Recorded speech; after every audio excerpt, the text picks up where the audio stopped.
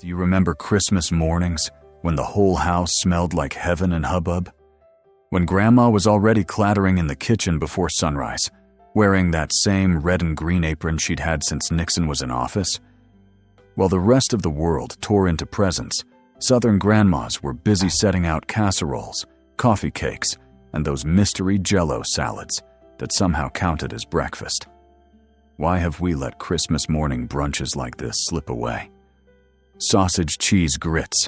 Before avocado toast ever darkened a brunch table, there was sausage cheese grits, the holy trinity of Southern comfort. Grandma's version came bubbling out of the oven in her favorite Corningware dish, topped with a golden crust of melted cheddar that could stop a conversation mid-sentence. You'd wake up to the smell first. Smoky sausage, butter, and sharp cheese mingling like old friends. The texture was pure velvet. Creamy grits underneath, rich and savory, the kind of breakfast that made you forget how early it was. Some families used Jimmy Dean sausage, others swore by homemade patties, but either way, that first bite was like wrapping your soul in a quilt. The magic was how it managed to feel both humble and special, like a dish that knew it was destined for Christmas morning. Grandma would always say, "Don't you dare rush the grits, they'll know." And sure enough, she'd stir them slow while humming Silver Bells, knowing the real secret ingredient was patience. Coconut breakfast cake. Somewhere between dessert and breakfast sat Grandma's coconut breakfast cake, because in her kitchen, sugar was a love language. The cake came out pale and toasty, its top dusted with flaked coconut that browned to a delicate crisp. You didn't need frosting. That rich coconut glaze soaked right down into the crumb like it had found its home. This was the kind of cake that got sliced before church, just to make sure it turned out. The rest never survived past noon. The smell alone could pull uncles out of recliners and cousins away from their new toys. One bite, and you'd taste the tropical indulgence Southerners secretly adored during cold Decembers, like taking a vacation to Florida without leaving Grandma's kitchen. Back then, the recipe probably came from the Southern Living 1978 Christmas edition, or a neighbor named Mabel who had a way with coconuts. Either way, that coconut cake was Christmas morning joy, sweet, soft, and unapologetically extra. Cheese strata. In modern times we call it brunch casserole, but Grandma knew it as cheese strata, the queen of make-ahead breakfasts. Layers of white bread, cheddar, and eggs soaked overnight and baked until the top puffed up golden like a souffle that didn't know it wasn't supposed to.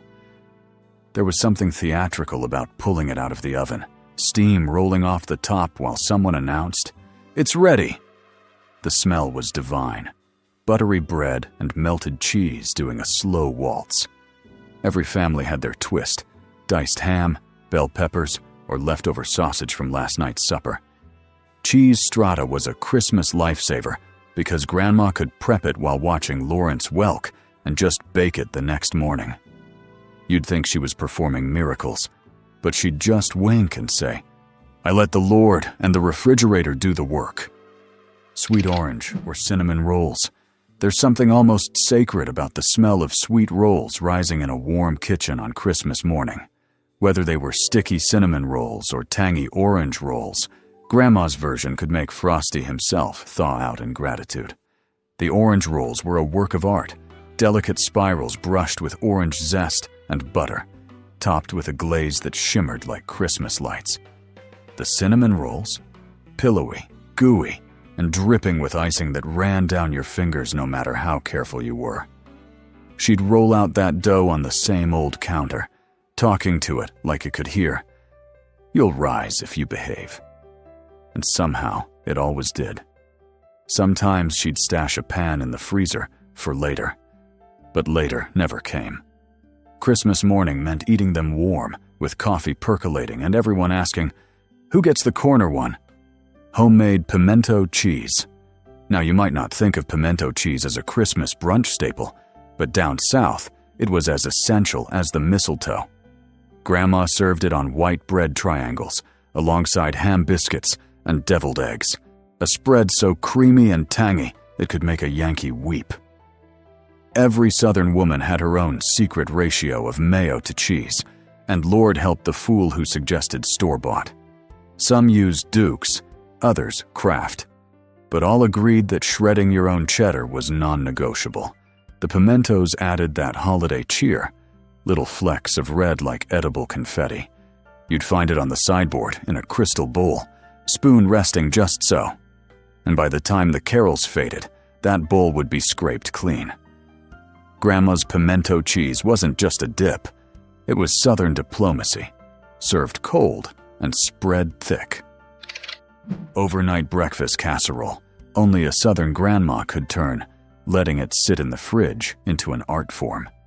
The overnight breakfast casserole was her secret weapon, a mix of eggs, bread cubes, sausage, and cheese that lounged in the refrigerator, while everyone else wrapped gifts and fell asleep to a Charlie Brown Christmas. Come morning, she'd slip it into the oven while the coffee perked and the tree lights twinkled. By the time Bing Crosby hit the second chorus, the whole house smelled like butter and nostalgia.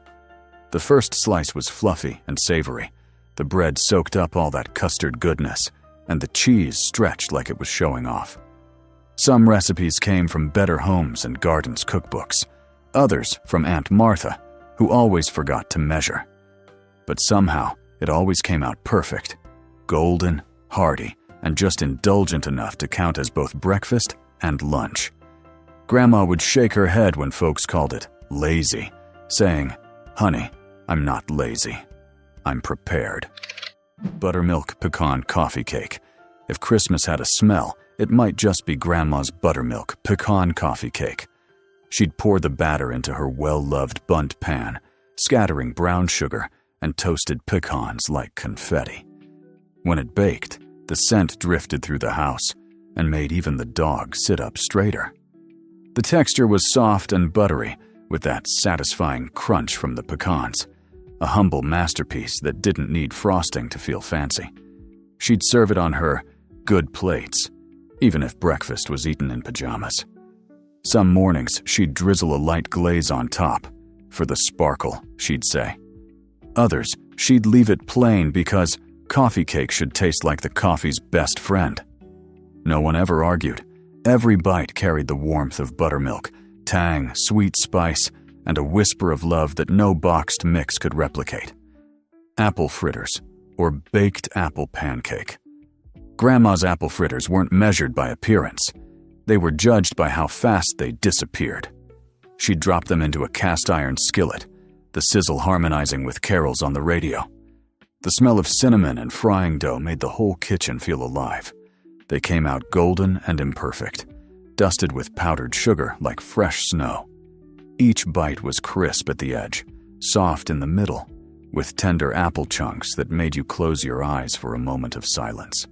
If she wasn't feeling up to frying, she'd pour those same apples into a baked apple pancake, a puffed wonder that rose like a Christmas miracle. Some families swore by grating the apples, others kept them chunky. Grandma didn't care what the recipe said. She cooked by feel, and her fritters never failed to make you believe in holiday magic. Ambrosia salad. Every Southern Christmas table had one dish that sparkled brighter than the tinsel: Ambrosia salad. Served in a cut-glass bowl, it gleamed like a snowdrift made of fruit, coconut, and dreams. The combination of oranges, pineapple, cherries, and sweetened coconut was pure nostalgia. Some versions added mini marshmallows or a dollop of sour cream, depending on whether Grandma leaned old-fashioned or church potluck. Kids always looked skeptical until they tasted it. Then came that quiet moment when they realized it was dessert masquerading as a side dish. And there she was, pretending it was healthy because, technically, it had fruit. Ambrosia was less about taste and more about tradition, a tropical wink in the middle of winter. The bowl always found its way to the center of the table, reminding everyone that Christmas didn't need snow to sparkle. Biscuits and sausage gravy. Ah, biscuits and sausage gravy, the brunch that separated the dabblers from the diehards. Grandma didn't measure flour. She just knew when the dough felt right. Those biscuits came out flaky and proud, brushed with melted butter that left little golden halos on the pan.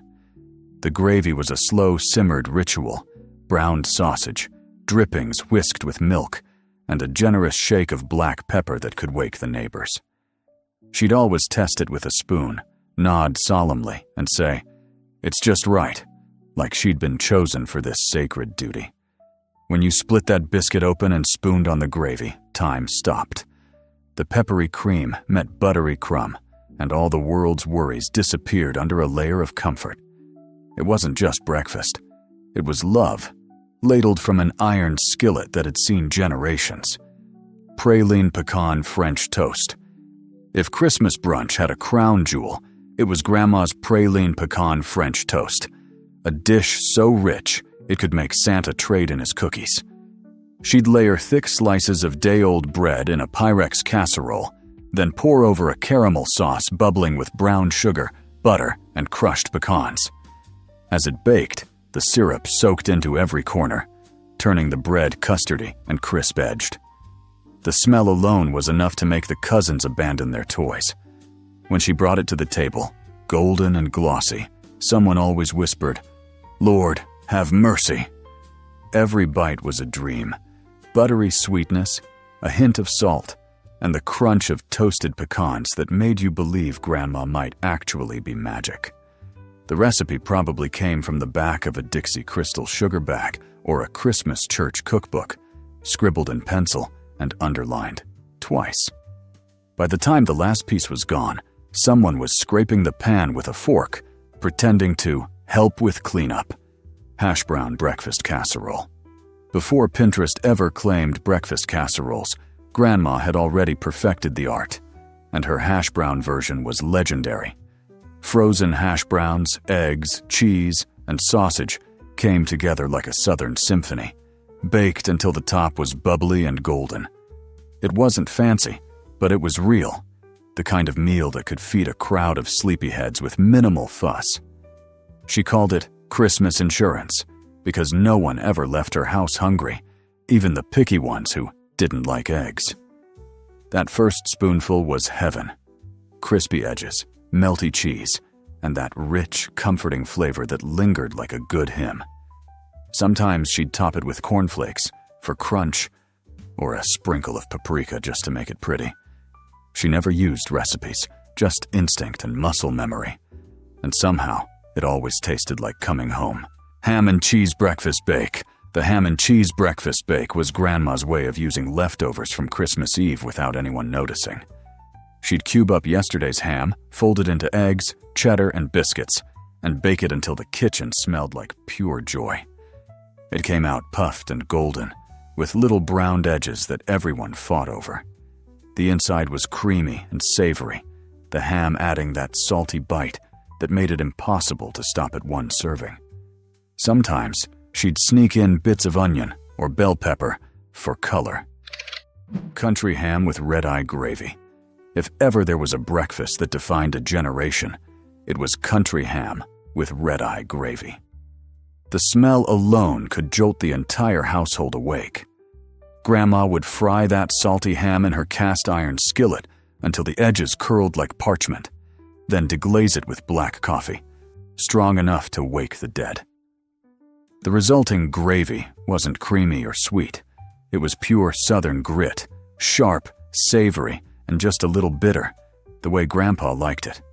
She'd spoon it over grits or biscuits, saying, "It'll put some life in you." Legend says the name came from the sheen of grease that looked like a red eye staring up from the pan. Whatever the reason, it was a Christmas breakfast tradition that demanded respect, and maybe a little orange juice chaser. Bacon and eggs, tater tot casserole. This was the dish Grandma made when she decided brunch needed a little rebellion. Tater tots weren't just for kids, not in her kitchen. She'd layer them with scrambled eggs, crumbled bacon, and sharp cheddar, baking it all into one glorious breakfast masterpiece. The tots on top turned crisp and golden, while the ones underneath soaked up all that savory flavor. The whole thing smelled like heaven's diner. Smoky bacon, melted cheese, and potatoes all playing nice together. She called it her lazy morning special, but no one was fooled. It was brilliant. She could feed an army of grandkids with it and still have enough leftovers for Uncle Joe's second breakfast. There wasn't a soul in the house who didn't sneak a forkful straight from the pan. Caramel rolls. Some folks remember gifts under the tree. Others remember Grandma's caramel rolls. Glossy, golden, and sweet enough to make a dentist nervous. She'd roll out the dough in that same flour-dusted corner of the counter she used every Christmas Eve, spreading butter, brown sugar, and cinnamon with the precision of an artist. When those rolls baked, the scent drifted through the house like an announcement. Christmas has officially begun. She'd flip the pan upside down while it was still warm, and that molten caramel would cascade over the rolls in slow, delicious ribbons. Everyone knew to wait a minute before diving in, but no one did. Fingers got sticky, icing clung to napkins, and someone always said, "Just one more." The corn pudding, or corn casserole. Corn pudding might not sound like brunch royalty, but at Grandma's table, it earned its place beside the coffee cake and ham. Sweet corn, eggs, and cream came together in a custardy bake that walked the fine line between savory and dessert. A soft, golden comfort in every spoonful. It was the dish you didn't think you wanted until you tasted it. Then suddenly, you were guarding the casserole dish like a hawk. The top was gently browned, the inside rich and silky, the flavor pure Christmas nostalgia. This was the kind of side that showed up in every small-town cookbook, often labeled Aunt Clara's Corn Surprise. Nobody was surprised by how good it was, though. Not after Grandma added her secret touch, a pinch of sugar and a pat of butter, for good measure. Monkey bread. Monkey bread was Grandma's mischievous masterpiece, the one dish that made manners optional. Sticky, golden, pull-apart pieces drenched in cinnamon sugar caramel, baked to perfection in her old bundt pan that never failed her once. You could always tell when she was making it. The sound of dough balls thudding into the pan, the smell of butter and spice filling the house. When she turned it out, the glossy mound glistened like treasure. It wasn't sliced. It was tugged, with giggling kids and grown-ups alike reaching for their share. Grandma pretended to scold, but she always made extra. Monkey bread was a little chaotic, a little over the top, and exactly what Christmas morning should feel like. Croissant breakfast sandwiches. When Grandma wanted to feel fancy, she swapped out biscuits for croissants, those buttery, flaky crescents that made everyone feel like royalty, even if the ham came from Piggly Wiggly. She'd split them open and fill them with scrambled eggs, sharp cheese, and sometimes a slice of bacon or sausage patty if she was feeling generous. The croissant's crisp edges and buttery layers soaked up everything. No ketchup needed. You didn't find these on a drive-through menu back then. You found them on Grandma's table next to the good china and a chipped gravy boat. Classic fruit salad, with marshmallows and whipped cream. There was always a bowl of something pastel and mysterious on Grandma's Christmas table, and chances were it was her fancy fruit salad. It sparkled with maraschino cherries, mandarin oranges, pineapple, and grapes, all folded into a cloud of whipped cream and mini marshmallows. You never quite knew whether to eat it before or after the main course, but nobody questioned tradition. The whipped cream softened the marshmallows just enough to make each bite taste like nostalgia itself. Kids loved it, grown-ups pretended not to, and everyone went back for seconds. Some families added walnuts, others coconut, but Grandma's version stayed simple. Just sweet, creamy, and kissed with that little cherry pink tint that looked like Christmas morning joy in a bowl. It wasn't gourmet, but it was ours. The kind of dish that reminds you holidays were never about perfection. They were about love, laughter, and just enough Cool Whip to make everyone happy. Chocolate gravy, for biscuits or pancakes. Chocolate for breakfast might sound indulgent, but in Grandma's house it was downright righteous. Her chocolate gravy wasn't syrupy like store-bought fudge. It was thick, silky, and just sweet enough to feel sinful without guilt. She'd whisk together cocoa, sugar, and milk on the stove until it bubbled into something that smelled like heaven. Then, she'd pour it over hot biscuits or pancakes, letting it soak into every crack and crumb. It wasn't fancy, but it was legendary. The whole family would hover, spoons ready, as if waiting for permission to dive in. Someone always asked, "Who thought of this?" And Grandma would grin and say, "A genius with a sweet tooth." Every drizzle tasted like childhood, sticky fingers, giggles, and one more spoonful, just to even it out. Chocolate gravy didn't just feed the stomach, it fed the soul.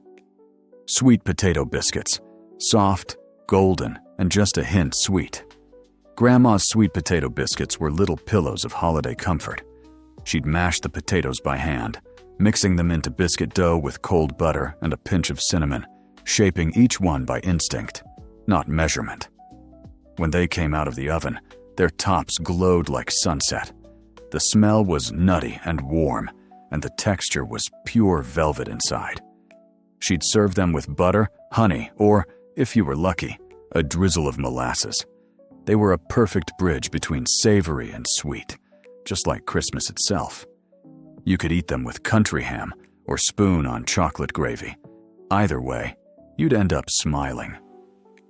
In Grandma's kitchen, nothing ever went to waste, especially not sweet potatoes. She'd grin and say, "If you can mash it, you can bake it." And somehow, she always did. Spinach or broccoli breakfast bread pudding. Even vegetables got a little magic at Christmas. Grandma's spinach or broccoli breakfast bread pudding was her way of sneaking in something green without anyone complaining. It was savory, cheesy, and surprisingly elegant. Cubes of bread baked with eggs, cream, and a generous handful of cheddar. It looked like something from a fancy brunch buffet, but tasted like home. The bread soaked up every bit of flavor. The edges turned golden, and the vegetables added just enough freshness to make you pretend it was healthy. She called it her church lady casserole because she'd first made it for a Christmas potluck where everyone asked for the recipe. The secret? Dry mustard and love, in equal parts. It wasn't flashy, but it made everyone feel like they'd done something virtuous after all that sugar. Millionaire bacon, brown sugar, and cayenne coated. Grandma didn't need Wall Street to make someone feel rich. She just made Millionaire bacon. Thick-cut slices brushed with brown sugar, maple syrup, and a pinch of cayenne, baked until glossy and caramelized at the edges. You could smell it before you saw it. Smoky, sweet, and spicy all at once. When she brought out the platter, folks swarmed like moths to a porch light. The bacon shimmered under the kitchen lamp, glistening like holiday tinsel you could eat. That first bite hit every note, salty, crunchy, sweet, with a tiny kick of heat that made you grin and grab another. She'd laugh and say, "Who needs gold when you've got this?" Millionaire bacon wasn't just breakfast. It was a Southern mic drop. The perfect finale for a Christmas spread that proved Grandma never did anything halfway. Christmas brunch wasn't about Michelin stars or modern plating.